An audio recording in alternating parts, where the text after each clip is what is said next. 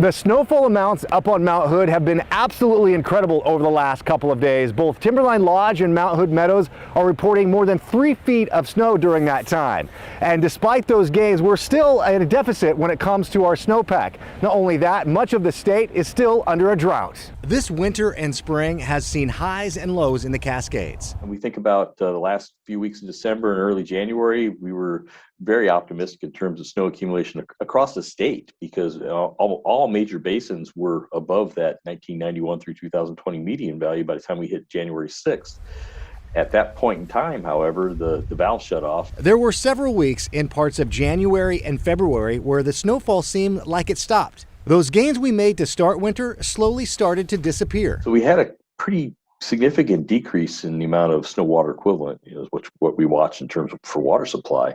The storm has rebounded those numbers. The latest storm has helped, but not enough. There is less snow in the mountains right now than there was this time last year. Last year at this date, we were 144% of that median value. So still, it's not as much as we had last year.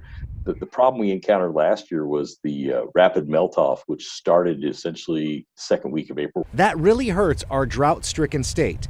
More than 90% of Oregon is under a drought, except for a pocket of the northwest side. Yeah, we're in essentially a 3-year drought, and then last year it intensified.